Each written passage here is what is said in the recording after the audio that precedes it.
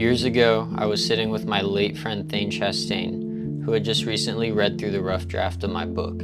Thane, somebody who was always going to go above and beyond for whoever he was helping, wrote out a list of ideas, themes, and questions he had gathered from his read.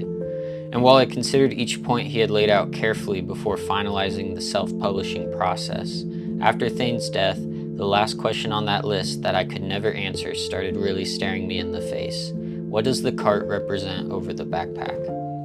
When I first began the walk, my plan was to trek across the entire state of Georgia with only a backpack.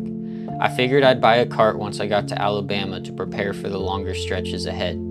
2 days later, this did not feel like a very well thought out plan. The 25-pound pack shoved my feet into the hard pavement, making 18-mile days feel much longer than they were. 4 days into my walk across America, I was pushing a brand new baby stroller down the side of Highway 80, easily beginning to hit nearly 30-mile days, and eventually a personal record-breaking 40. The backpack was still in my cart, but now I was able to carry closer to 70 pounds of gear, food, and water.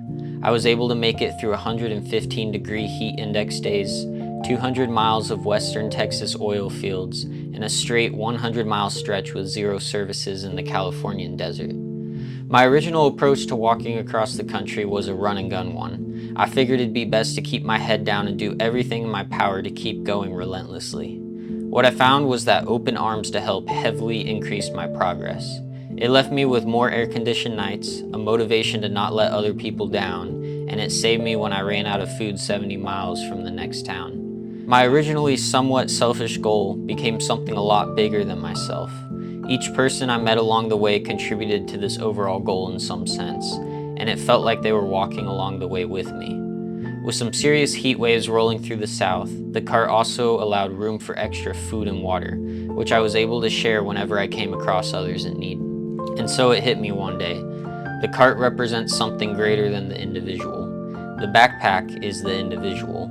The cart is still hard work, but it's also accepting help, offering help, and coming together.